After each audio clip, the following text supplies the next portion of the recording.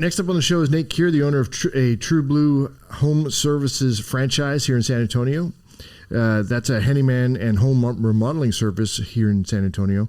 Nate has a passion for helping seniors and the disabled stay safe in their homes. So, Nate, this is your first time on the podcast, and I remember when we talked way back in the day, you chose TruBlue Home Care Services, right? Yes, yeah. On purpose. So what's that story? Yeah. So I'm an engineer by trade. So I was an engineer for about 22 years. Worked for a tire company, Cooper Tire, and did all types of roles from design work to testing work and management and so forth. But eventually kind of just got burnt out with corporate life and said, hey, I want to do something different. I want to help people. Let's figure out something that, goes with my niche of skills and so forth. And so I found this franchise, TruBlue House Care, and just really spoke to me. One, just from a handyman remodeling standpoint, I have a lot of those skills. I built my own house, so I felt comfortable doing that type of work. But just to focus on seniors specifically.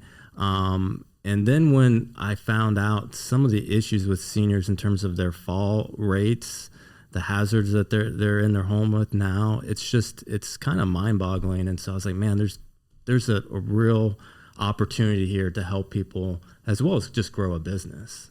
So when you're equipping a home to help with these types of falls and stuff like that, what kind of things are you doing there? But before you get into that, what are the stats? Do you know the stats on that? Yeah. So just a simple stat is basically 1 in 4 seniors falls every year. Right. So that's pretty much the going rate. And so I think as of like 5 years ago, that was like 50 million falls annually. And now I think that's slated to go up to like 80 million. Wow. So that's a lot. Right. And so there's definitely a need for this to be addressed. And, for us, if in your middle ages or younger kids, a fall probably is not a big deal, but when you're 65, 70, 80 years old, a fall can mean a lot, right? Yep. It's going to incapacitate you or, lead to an injury that eventually could lead to death. I mean, that's what happened in my family. I know my grandfather, he had his own business. He worked until he was 88, and then he had a fall. And after that fall, it was just seemed like one issue after another, and within about a year, he was gone. So, oh, wow. Yeah, it's a real thing for sure. So you have a really powerful story behind why you are passionate about helping seniors, and you actually chose the business you went into to facilitate that big why. How does that affect how you show up every day in your business? Yeah, I mean, it definitely gives us a different focus, right? So instead of just focusing on the bottom line, we can focus on just helping people, right? And the rest of it kind of just happens, right? So if we focus on just helping people, how do we, make people safer? How do we get their house in working order? Maybe how do we even do just regular maintenance for them? So that's another thing. It's not always about just safety modifications. Sometimes it's just getting in the house and helping people on a monthly basis so that they're not having to do things that they shouldn't have to do. So that's the other aspect to it as well. So, and it is a joy, right? So this past week we've been helping a lady who's blind and has osteoporosis. So she has a lot of challenges in terms of moving around her house, as well as if she does have a fall, what that can mean to her. So, but just being able to do that, it really gives you a lot of joy. And I know my staff that does it is the same thing, right? They know that, hey, we're helping somebody. It makes it easier to get up in the morning and go about your day for sure. What kind of things are you guys equipping homes with to help with this? Yeah, so there's all types of things. So typically our process is we'll go out with a client and do kind of a safety assessment. And so we'll assess the entirety of the house. Big picture things that we're looking for is bathrooms. Bathrooms are notoriously have issues in terms of falls. as well as entry points and doorways and so forth. So those are probably the biggest things that we can kind of look at first.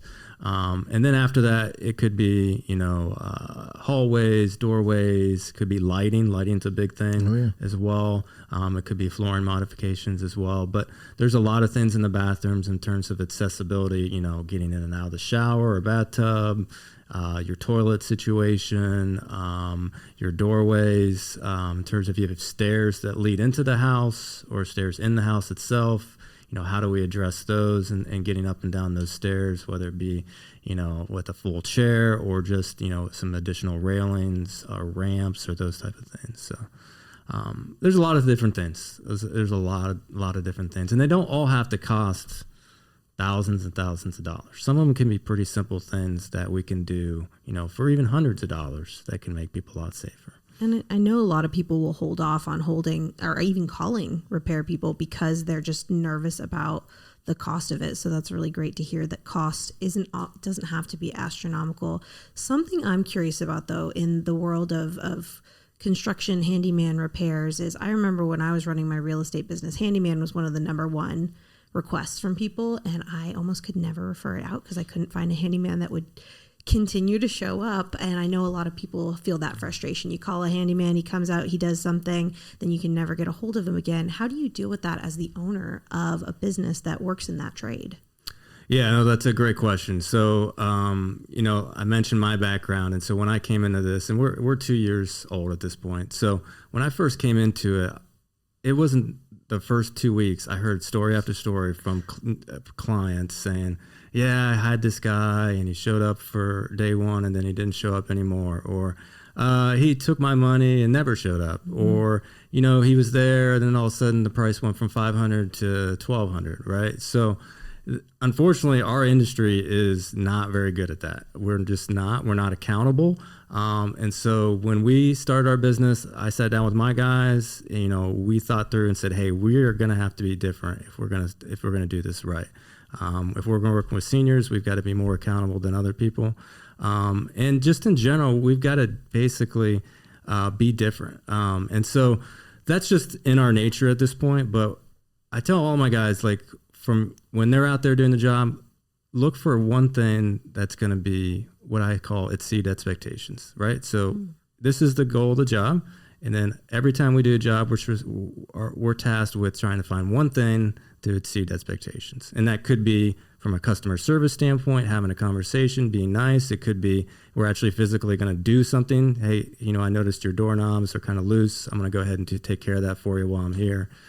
Whatever. So that's just in our DNA, and that's the way we approach everything. And how do you hold them accountable from the management perspective to that? Yeah, so we have weekly meetings to talk through that. We also have reviews. So you can look through our reviews online, but we basically have 5-star reviews across the board. If we don't get a 5-star review, that's something that I'll review with our technicians just to make sure we're understanding, okay, this is what some of the feedback we had and so forth. We learn from it and get better, right? So we go through that process. But the biggest thing is just making part of your culture. Once you make it a part of your culture, it just happens. I love that. Kind of pulling them back to the why you're doing this, which is to help people. And I think that's what a lot of business owners struggle with. If they haven't really clearly defined the reason they're in business with their employees, there's really no base to build a culture around. Have you experienced that, Michael? I have. I would say that's true. We're pretty small, but places I've worked at before, culture was a lot. That's why I left there. Good leadership seems like it's harder and harder to find. I'm not quite sure what's going on, but people don't want to take the time. Nate, so when you guys do business just a little bit differently where you guys are at, and you went through some of that already, but you guys bill by the job, not by the hour, right? Yeah, and again, it's all about accountability and transparency. So, I mentioned some of those complaints that I hear from people, but a lot of it is, lack of transparency. So when we show up for a job or an estimate, when I build out an estimate, it's always built out, hey, we're going to accomplish X, Y, and Z, and it's going to cost this much, right? It's not, hey, we're going to show up on Monday, and if it takes us 5 hours, it's this amount. We don't do it that way because we want that risk to be on us. So if it takes us 2 days and I only thought it was going to take 1, well, that's on me as the estimator, right? It's not on the client. So that's how we build everything. Again, it's just from accountability standpoint, it's built into our culture, and that's the way we do it. You also, your workers are your employees, right? They're not subcontractors. That is true. Yep. So a lot of people in my industry, they're just hiring 1099 employees or contractors, subbing things out. We don't do that. I would say of all the jobs in 2 years, 99.5% have all been my staff. And again, that helps with the accountability. So you have the accountability of being an employee that has to report to me, which drives that. And then also even within the franchise, right? So I have a franchise that I report to. So we have to be accountable to them that we're representing the franchise well as well. So real quick, just out of curiosity, what's the biggest type of job you guys can handle? Yeah, so we do some remodeling jobs. I would say like the biggest that we feel comfortable with and that we've done already would be like bath remodels. We've done several bath remodels, and we'll continue to do those. We've done a lot of office conversions. So we're actually building out new walls and so forth, moving some HVAC, moving some electrical in those cases. Those are probably the biggest thing. If somebody needs like an addition put onto their house, that's really not our thing. We don't have that expertise. That's a big job there. Yeah.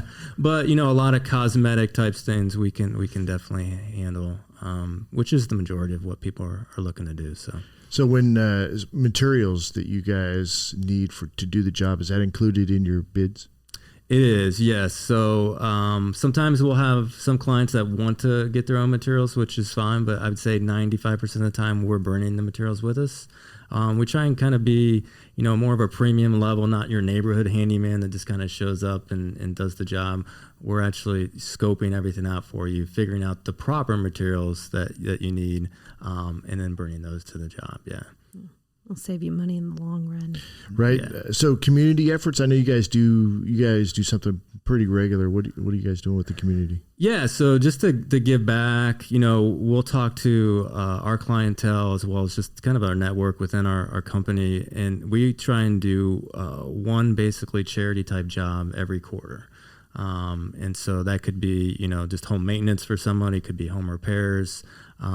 We did one for a blind lady last quarter who needed, some different door modifications, some drywall repair and so forth. So we're just out there looking for people of need. And that's, organic. And it just happens, God brings us these things and they just happen. And so we just kind of keep a lookout for those type of activities. And we always get one at least once a quarter. So cool. If folks want to get in touch with you, Nate, how do they do that? Yeah, you can check out our website. So it's TruBlueHouseCare.com. So it's TruBlue housecare.com. That's the best way to find out about us. And then all of our contact information is on there. Cool. So you did, Heather, you did real estate for quite a while, and you touched on a little bit when it comes to the handyman services. And I've dealt with that too, where I think the expectation of a handyman is a guy that kind of does it himself, and it's going to be kind of hit or miss. It's a bit unique to find a company that's got employees and they're doing it really on purpose. Oh, yeah. I think my most notable story is I had hired a handyman to do some work on a house, and it needed to be done to close per the guidelines of the loan type they were getting. And I called him to check on Friday, didn't hear from him, couldn't get a hold of him all weekend, couldn't find another handyman to quote it, heard from him on Monday. And he was like, "Oh, I was in jail." Oh, nice. And I was like, I still need you to do the work.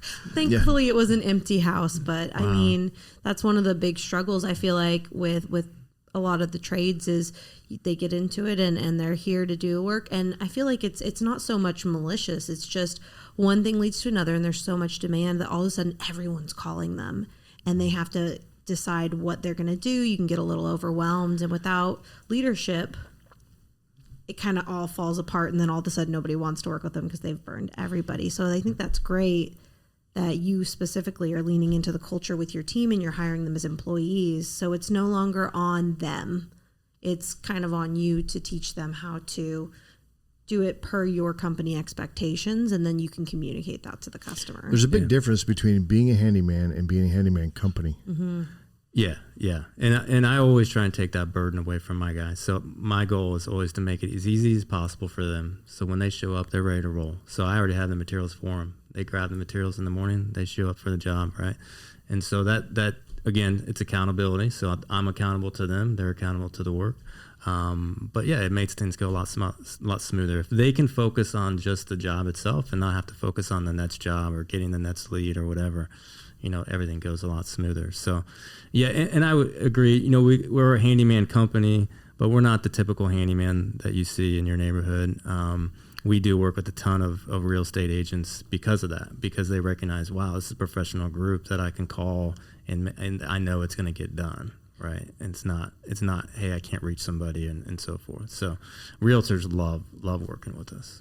What's a recent challenge that you've kind of struggled with, maybe wrestled with as an entrepreneur, as the business owner, that you're were able to tackle pretty good? Just give us some insight on a challenge that you would have in your industry. So like for us, like the challenge I'm going through right now is figuring out how to scale my business. And so, when I opened 2 years ago, I had 2 technicians. We started doing work right away and kept those guys pretty busy. And as we started to get some momentum, we started growing. Last year, I added a 3rd technician in February, a 4th technician in April, and we're still at 4 technicians as of right now.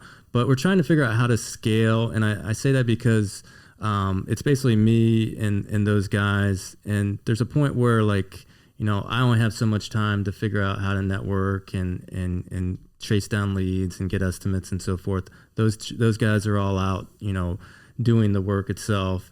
So how do we scale? How do we, add additional layers to the organization, maintain the culture and so forth? So that's kind of what I'm going through right now.